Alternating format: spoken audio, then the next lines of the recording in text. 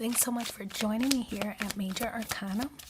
Thank you for also being with me while I continue to recover from losing my voice. I'm gonna put 4 cards on the spread. We're gonna talk about what's going on, what is it that you don't see, the advice, and the outcome if you follow that advice.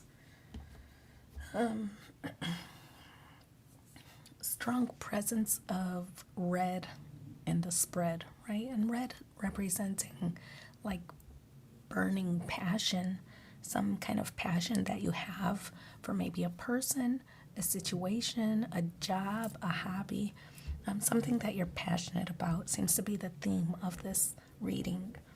We have the Hierophant, the Eight of Swords, the King of Wands, and the Death card. So Earth, we have all elements here, right?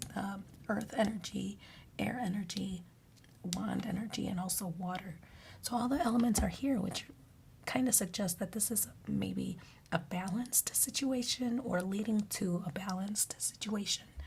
We have the Hierophant here in the position of what it is that's going on right now. And the Hierophant card is one that talks about long term, right? So long term goals, achieving long term success for some.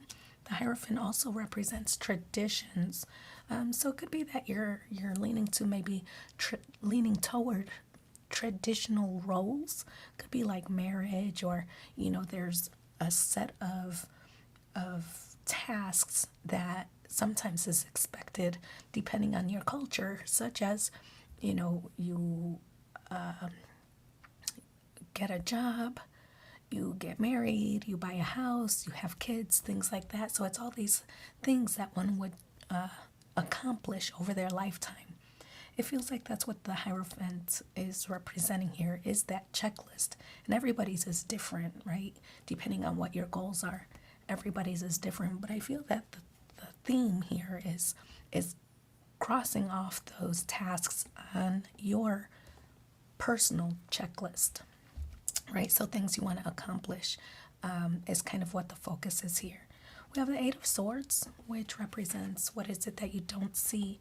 The Eight of Swords is a feeling of being stuck. Maybe you don't know what route to take, what you should do next.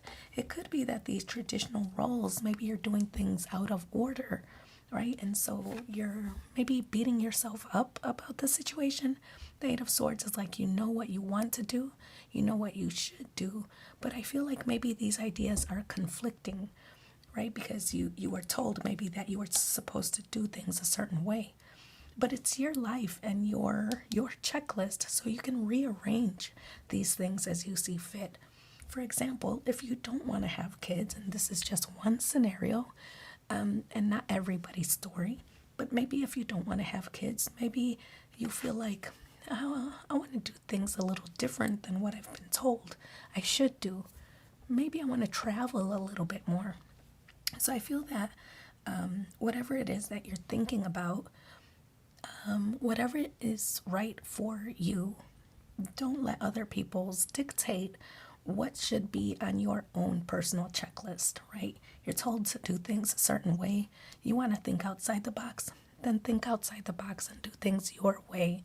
So I feel that's kind of what this card is suggesting. The King of Wands is the advice, and the King of Wands is a go-getter.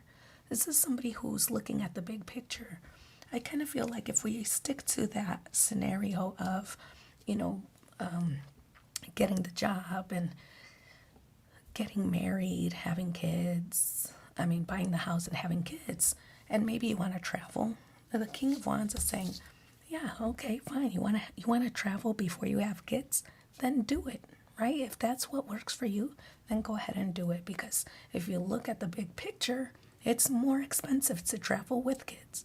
So get it done now, right? So that's just somebody's situation, not everybody. Like I said, it's just a scenario to try to get you to understand the message here. I feel the King of Wands is the advice of do things your way. You don't have to live your life.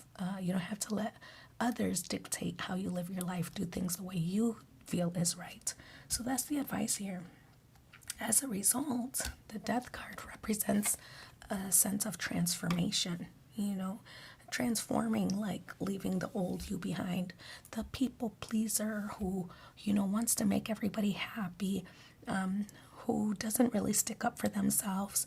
I feel that this is a transformation for you where you're finally doing things your way, you're able to call the shots, and you can honestly justify why you do things or behave in certain ways because it's your life and you do what's best for you, right? So I feel like this is a power play or a power move. The choices you make to do things out of order for you empowers you to start living for yourself, start making decisions for yourself, start doing things the way you think are best rather than living by somebody else's guidebook. Okay, I like it. Okay, let's pull 3 more cards. Let's see what the supporting messages are for you in the upcoming week. You are on the right path. Keep doing what you're doing because it's working. I like it. The second one, creative expression. Your soul longs to express itself creatively.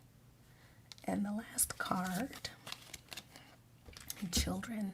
Your life purpose involves helping, teaching, and healing children. It doesn't have to be your children. It could just be like people who look up to you. Maybe younger people. You're inspiring. You're inspiring others, right? You're empowering others to do what's right for them. You're leading by example, it seems. So let's pull one more card. Let's pull one final card. Maybe if none of this was valuable to you, this one singular card will be. Let's see what that is. Self-appreciation. I will find a moment throughout the day that I can dedicate to myself, find a comfortable space and bring a pen and paper. I will write a letter of appreciation to myself where I'll pour love into who I am and all that I do. So wish you so much luck in this situation. Thanks for being here with me and take care. Bye.